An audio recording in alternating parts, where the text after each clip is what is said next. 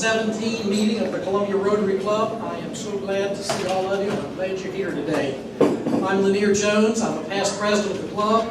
I am filling in today for President Carey, who has been called away. Her mother has taken ill. She left Saturday. I have no details at this point. We will keep you posted as we hear, but she will not be here today, and I am going to fill in for her this morning, or this afternoon. We will start with the national anthem, and Rusty.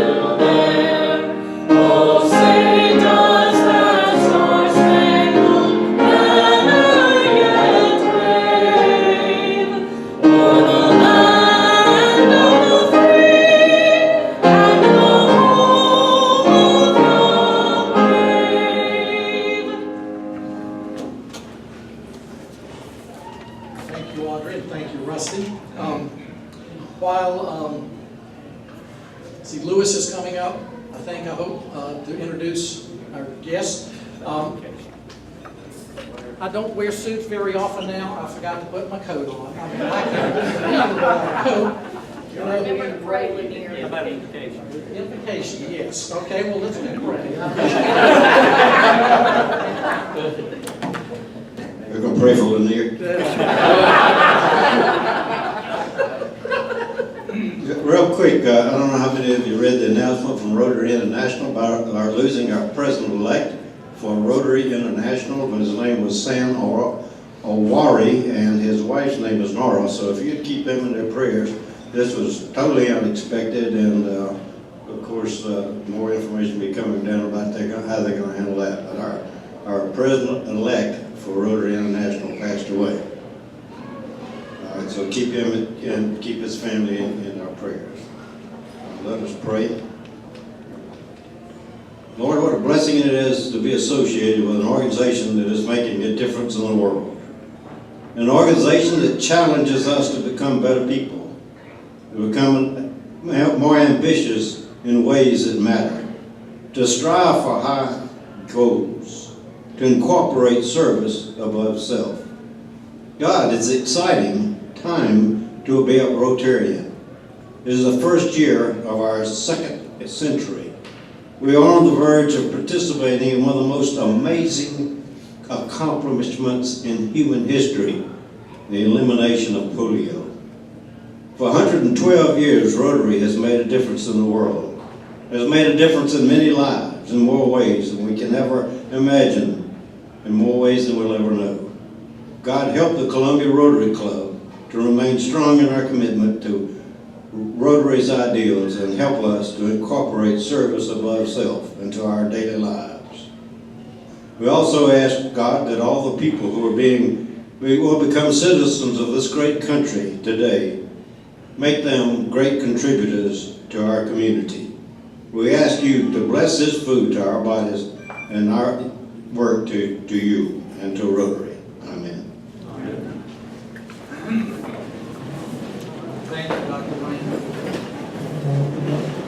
Okay, it's all written in front of me, I should know. So, welcome, I guess. All right, welcome everyone. I'm Lewis Fawcett. It's so great to have all of you here on this special day. We have one visiting Rotarian, Bob Montgomery from the Newberry Rotary. Bob, welcome. And I brought a guest today, Kelsey, if you'll stand. This is Kelsey Hennigan with Spirit Communications. Now, if you brought a guest, please stand. We'll bring the mic around to you.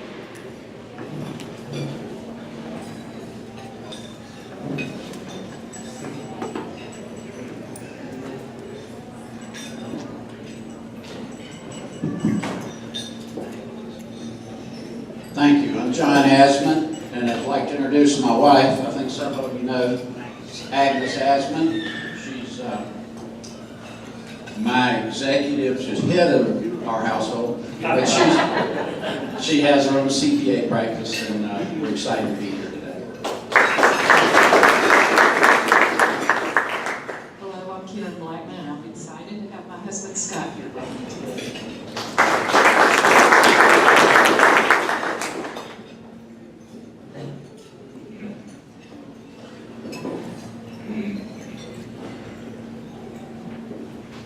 I'm Libby Gober, and I am delighted to have two guests with me today.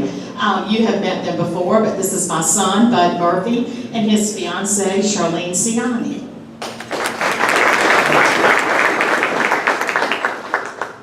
Hi, I'm Michael Kahn, and I'm delighted to have today with me my friend Marshall Cooper. Marshall is retired, and he's a great tennis buddy. Welcome, Marshall.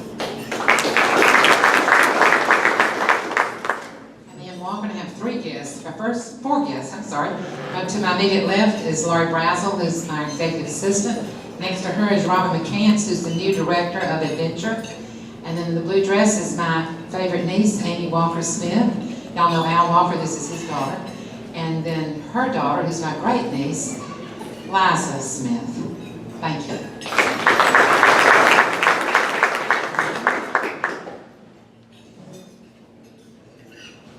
Okay, welcome everyone. Thank you.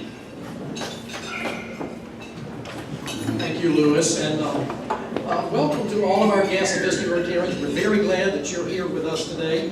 I think today is going to be a very exciting and informative program. Judge Joe Anderson wants to come up for just a minute before we do our health and happiness and give us a little preview about what to expect today. Thank you. Let me just say a brief word about the ceremony you're about to witness. Back in the day, we used to do a naturalization ceremony every other month in Columbia in the courthouse with about 100 candidates for admission. Over the years, primarily due to cost concerns, it was scaled way back, and most of them are done now in an office building in Atlanta. But periodically, we ask them to come over for some special occasion. You might see they do it on the Statue of Liberty every 4th of July and so forth. And so I convince the immigration people to come to Columbia for our Rotary Club. These are people who become naturalized citizens the proper way. They come here, they take the course, they pass the course, they demonstrate a proficiency in speaking English.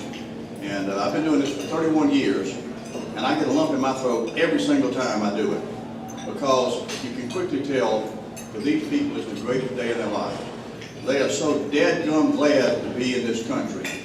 They want to take the picture with you, they want to wave the little American flag they're given, and it's just a very inspirational thing. And I wish every American citizen would have the opportunity to see this, because sometimes we take for granted the values that we have living in this country. We were all fortunate to be born here. Unless we're a descendant of a Native American, we're all descendants of immigrants at some point back in the past, and it's what's made our country what it is. I can tell when I go up and speak to these candidates after the ceremony, it's kind of self-selective. We attract people who want to succeed, and so by definition, we get people who are motivated because they know that when they come to this country, if they work hard and apply themselves, they can succeed. And we always have a guest speaker to give a little brief pep talk to them, and it's always somebody who's a naturalized citizen who has done just that, come here with not a nickel in their pocket and succeeded in some form of profession. So with that, I promise you we'll finish on time. If you're seated in this corner, when we start, you might want to pick up your chair and move a little closer, because it's kind of distant there. And please feel free after the ceremony to come up and speak to these new citizens. They'd love to speak with you, interact with you. Don't hesitate to walk over there and speak to them if you're so inclined. Thank you very much.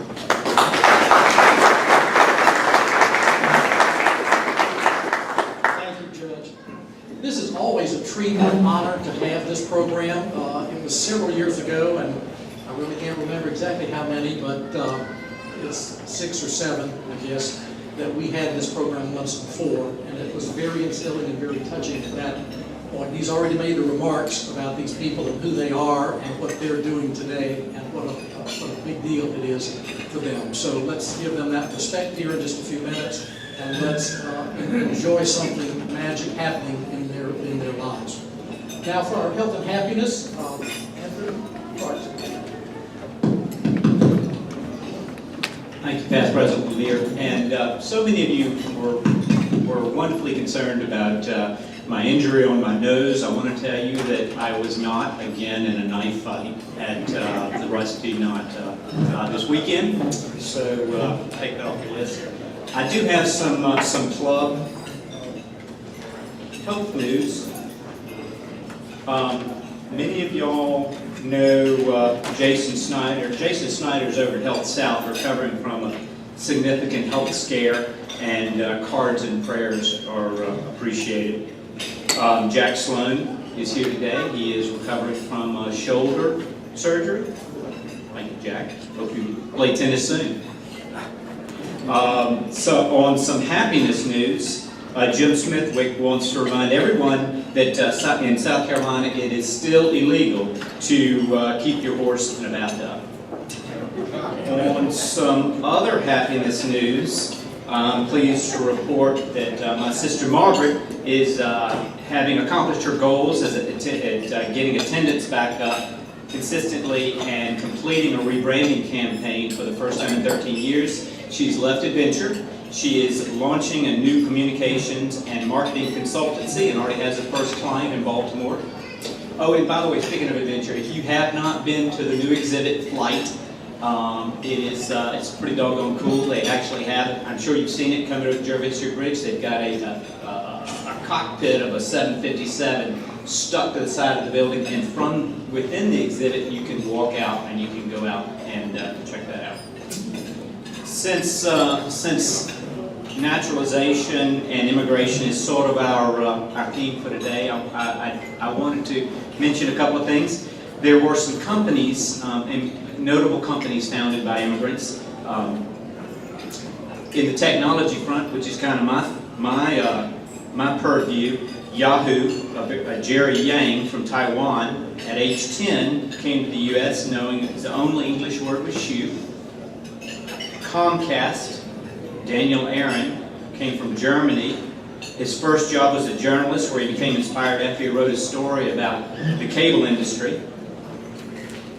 eBay, and I'm going to butcher this last name, Pierre Amagier, I think, from France. He and his wife are the single largest private donors to the efforts against human trafficking industry.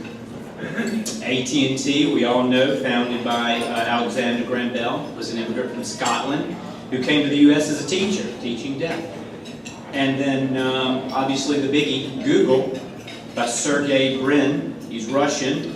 He named his business for the mathematical equation 1 followed by 100 zeros. Some notable U.S. immigrants: Michelle Baryshnikov, Desi Arnaz, Arnold Schwarzenegger, Joni Mitchell, John Lennon, Anthony Hopkins, Bob Marley, Natalie Portman, Stokely Carmichael, Carlos Santana, Anne Margaret, Audrey Hepburn, Martina Navratilova, Neil Young, Irving Berlin, and Albert Einstein. And that's my report, President Mayor.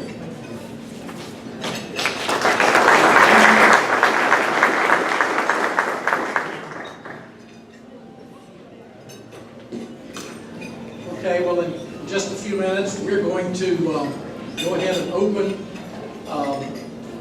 these doors, and they may or may not be ready. If you will just be relatively quiet, continue eating while they finish setting up and everybody gets in place. We'll start that in just a couple of minutes if you want to go ahead and open those.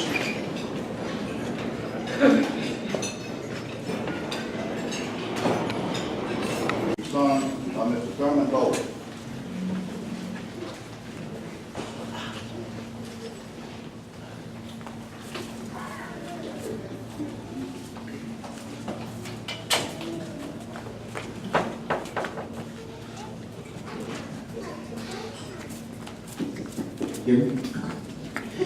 Oh, say, can you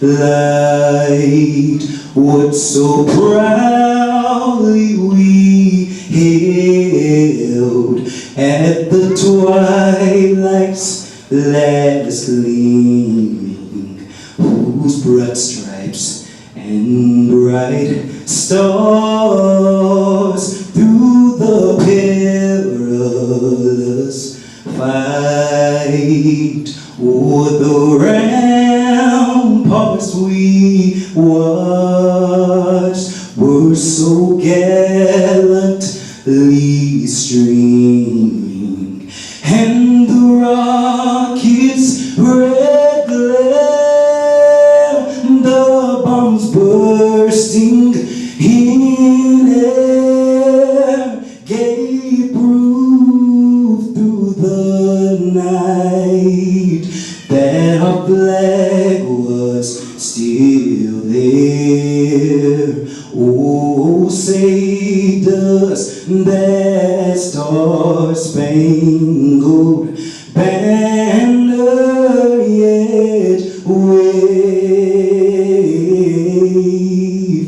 o'er the land of the free and the home of the brave. Please be seated.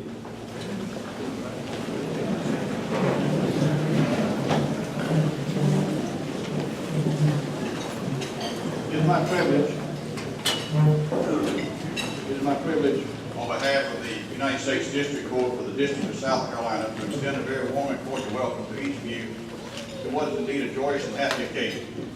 After many weeks of careful study and preparation, the petitioners here today are prepared to take the oath of allegiance and pledge their loyalty to the United States of America and thereby become naturalized citizens, as so many of our very own ancestors have done.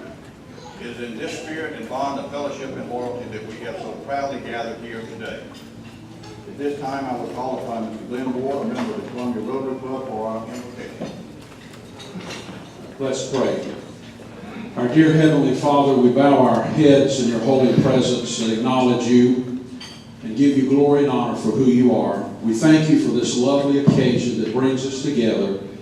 We thank you for the dear ones whom you in your great providence have allowed to come to this country, this blessed nation you established some 241 years ago.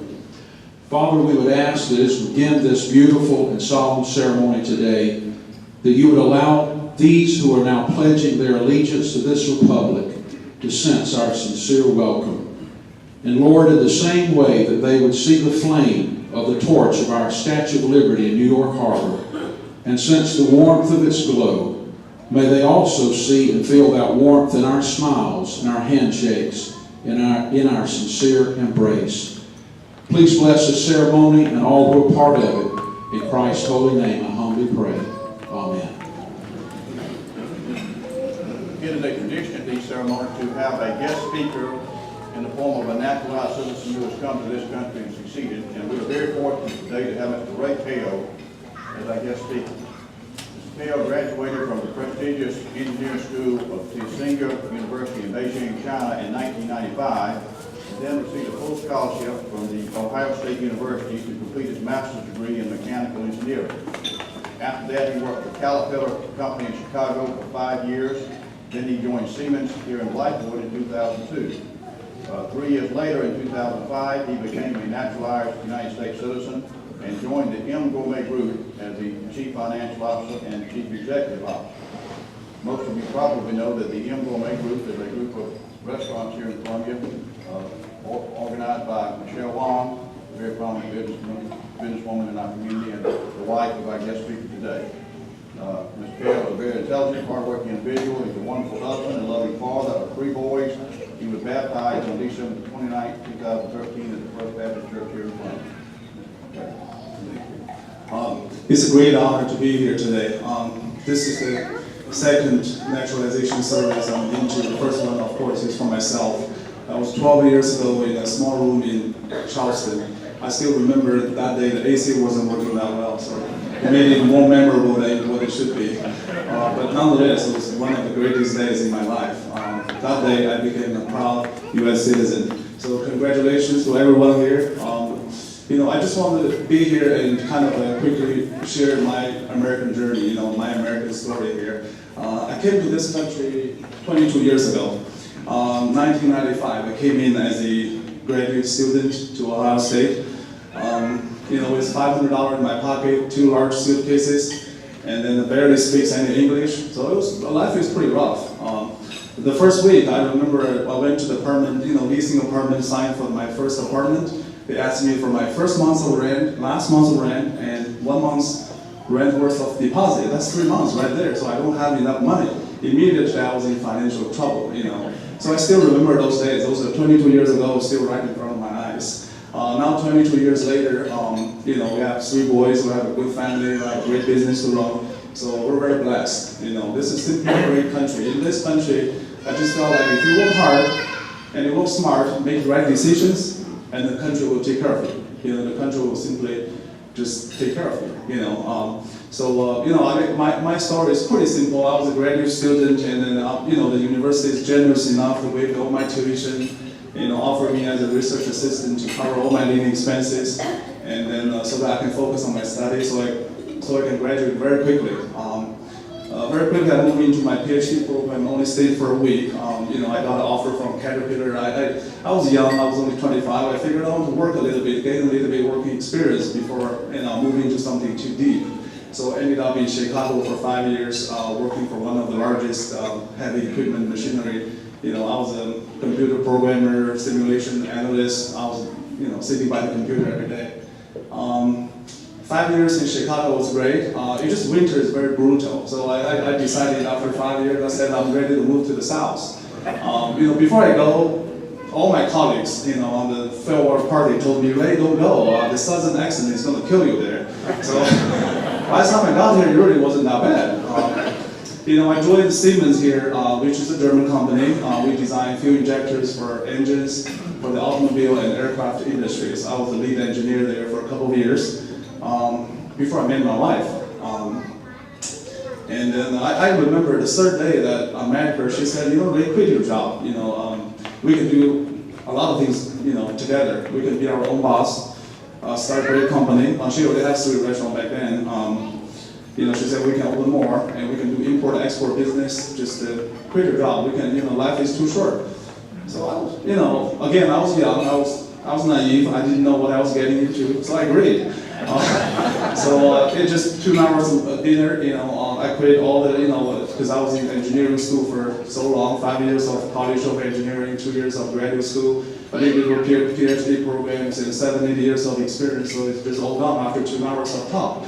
But you know what? This is a great part of this country, though. You can accomplish a lot just by doing what you really, all this time I was thinking, I kind of get bored of getting up every morning at 7:30, going to work, and sometimes, I feel like I did pretty good, but I couldn't make any decisions, and now I'm making a lot of decisions, good or bad, I'm taking the consequence, So it's been a great story, Now we have 7 restaurants running, we have 200, 300 employees, great employees. So we're very blessed.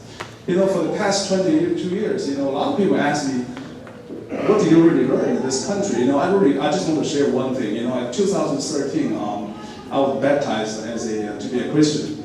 Really Bible, that one book Bible. I'm always wondering, every time I go into a hotel, there's always that book sitting there. I was very amazed. I said, what is that with that Bible? But I never really opened it up. Even though I've been to a lot of Bible studies, even from the first year I was in this country, I was invited to Bible studies, but I never really paid too much attention until I actually, joined Dr. Window, eventually asked me to join First Baptist. I was baptized at First Baptist in downtown Columbia, and our whole family belongs to that church now. That book just gave me a lot of wisdom, and looking back at the past so many years, it just really is all true. Just one scripture, we really enjoyed, me and Michelle, my wife, actually reading this morning. Give, and then you will receive. This is just so true. We constantly talking to our servers sometimes, if you can come in on time and early, if you can give excellent customer service, if you can keep this restaurant clean, you give and you will receive. We will show you the money, or the customer will show you the money. You will make the money. But if you don't give, you never receive. The more you give, the more you receive. So this is really just a great American spirit, really. I think in the 1960s, the President John F. Kennedy made a great speech at I believe it's at his inauguration speech. I'm not 100% sure. He said, "Ask not what your country can do for you, ask what you can do for your country." We sometimes tell our server, ask not what this restaurant can do for you, ask what you can do for this restaurant. But you know what, at the end of the day, we do well when we actually contribute. This is simply the truth, Again, I guess my time is up. I only have 5 minutes, but congratulations, and thank you very much for having me, and God bless.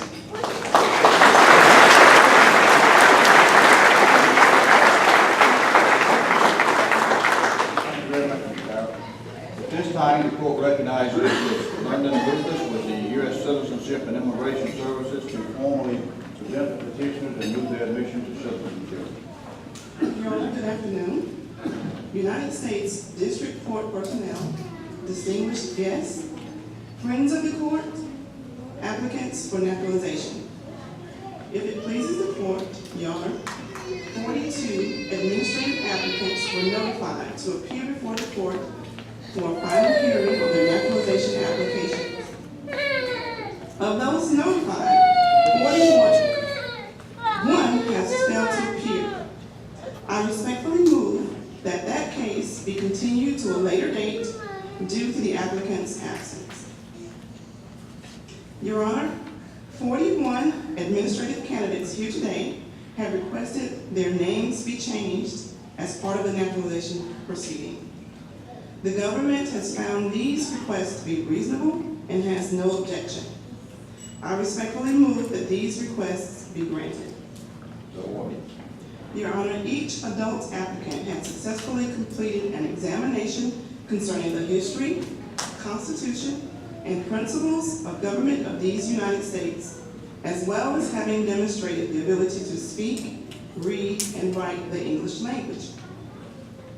The investigation by the U.S. Citizenship and Immigration Services has failed to uncover any ground that would render any of these candidates ineligible for naturalization.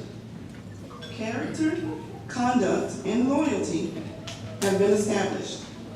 Therefore, on behalf of the government of the United States of America, I respectfully move that the oath of allegiance be administered, and upon completion of such oath, on the order of this court, each applicant be admitted to the privilege of United States citizenship. If you would pass the microphone, we'll ask the petitioners to stand, give us your name and country of origin, if you would, please.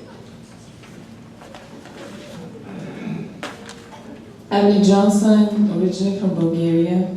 It's an Eastern Europe. Same. Remain standing, if you would. I'm Alba Castro, originally from Colombia and South America. My name is Kwang Neda. I'm from Taiwan, ROC.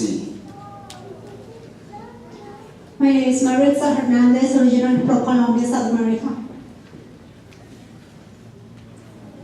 My name is Hanna Shtukaturova, origin from Belarus, Eastern Europe. My name is Shama Nair and I'm from India. My name is Stella Solar Christian Horn and I come from Cambodia. My name is Mara Ramos and I come from Colombia. My name is Jaspreet Singh and I'm from India. My name is Vishal Chaudhary and I'm from India. My name is Amandeep Singh, I'm from India. My name is Gaurav Chaudhary and I'm from India. My name is Janice Cardona, I'm from Colombia. My name is Jason Paulson Chishman and I'm from Ukraine, Eastern Europe. My name is Malak Mawat from Egypt. My name is Michelle Elizabeth Rosado Cala and I'm from Mexico. My name is Andrina Salcedo and I'm from Morelia, Guanajuato, Mexico. My name is Cecily Keaveney and I'm from Ireland. My name is Asma Tirmizi and I'm from Pakistan. My name is Josefina Vera and I'm from Mexico. My name is Edward Fuentes. I'm from El Salvador. My name is Sharon Murphy. I'm from India. My name is Jianing Zhang from China. I'm Stephanie Morel from the Dominican Republic. I'm Leona Isabolian and I'm from Iran. I'm Vishal Raj from Canada. I'm Sejal Raj from Canada. My name is Hugh Nguyen. I'm from Vietnam. I'm Bettina Braga Luz. I'm from Brazil. My name is Leah Yuri. I'm from Ukraine. My name is Maria Carmen Garcia. I'm from Mexico. My name is Bianca Dimas Varillas. I'm from El Salvador. My name is Paul Gula and I'm from Ukraine. My name is Ilya Cherensky and I'm from Ukraine, Eastern Europe. My name is Jessica Gilling and I'm from El Salvador. My name is Steve Nguyen and I'm from Vietnam. My name is Jordan Nguyen. I'm from Vietnam. My name is Olga Hamilton. I'm from Ukraine. My name is Lisa Gonzalez. I'm from Colombia. My name is Amy Abdesayed from Egypt. My name is Samira Gubran from Egypt. Okay, at this time, it will be necessary for each of you to take the oath. And rather than asking you to repeat after me, I'm going to read the oath in its entirety. When I finish, I'll ask if you solemnly swear to affirm this oath. The oath is as follows. I hereby declare on oath that I absolutely and entirely renounce and abjure all allegiance and fidelity to any foreign prince, potentate, state, or sovereign, of whom or of which I have therefore been a subject or citizen. That I will support and defend the Constitution and laws of the United States of America against all enemies, foreign and domestic. That I will bear true faith and allegiance to the same. That I will bear arms on behalf of the United States when required by law. That I will perform non-combatant service in the armed forces of the United States when required by law. That I will perform work of national importance under civilian direction when required by law. And that I take this obligation freely without any mental reservation or purpose of evasion. So help me God. If that is your oath, please say I do. Very good. Please be seated. At this time, it is my distinct pleasure to grant the petition of Ms. Lucas and the petition of the 41 applicants presented here today is hereby granted, and these petitions are hereby declared and forever will be citizens of the United States of America. Congratulations.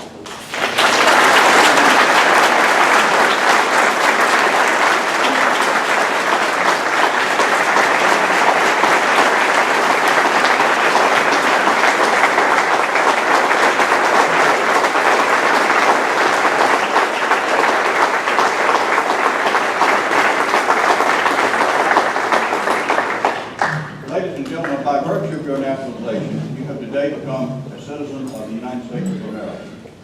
You bring with you the rich heritage of your homeland, from our near neighbors of Canada and Mexico, and from all the continents of the globe. But you are no longer a Cambodian, German, Hungarian, or Polish. Henceforth, you are an integral part of this government, a free person, a citizen of this great country. This citizenship, which has been solemnly bestowed upon you, is a thing of the Spirit, not of the flesh. When you took the oath of allegiance to the Constitution, you claimed for yourself the God-given, unalienable rights which that sacred document sets forth as the natural right of all men and women. Those of us fortunate enough to be citizens of the United States live under the most perfect form of government yet conceived by man, and enjoy personal liberty to a greater degree than do the people of any other land. The American ideal of freedom finds its greatest expression in the opportunity it provides to the individual to make a significant contribution to an organized society. The cornerstone of American freedom is the belief that each of us has the right and the opportunity to make what one can of oneself without being told what to think or do or say. I want to leave you with the admonition that with every right, there are corresponding duties and responsibilities. It is appropriate for me to remind you that your new status carries with it the duty to work for and make secure this divine inheritance called freedom. If we are to preserve for future generations the quality of life that we presently enjoy, we must all, by careful stewardship, protect, defend, and nurture the liberty that we enjoy in the United States. May you find in this nation the fulfillment of your dreams of peace and security. And may America, in turn, never find you wanting in your new and proud role as a citizen of the United States. At this time, it is my distinct pleasure to recognize Mr. Clayton Cotner, an Eagle Scout with the Boy Scouts of America, who will lead us all in the Pledge of Allegiance. Mr. Cotner is a personal friend of mine. His mother is a dear friend in our courthouse. Judy is here and set up these arrangements today. And I watched him from a Cub Scout all the way up to the rank of Eagle, and it's my distinct pleasure to recognize Clayton Cotner, who will lead us all in the Pledge of Allegiance to the flag.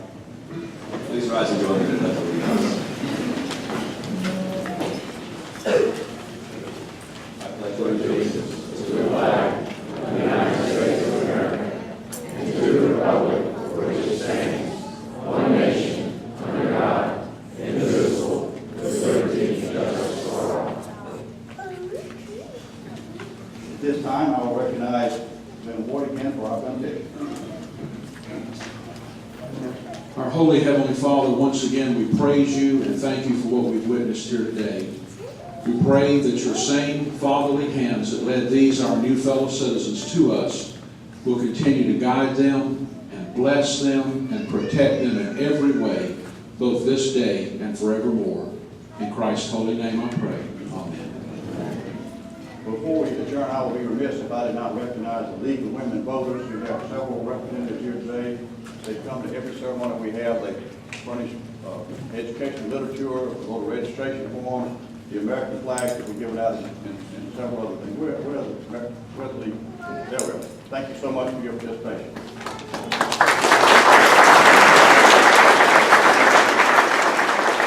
If there's no further business to come before this court, we will now be in recess.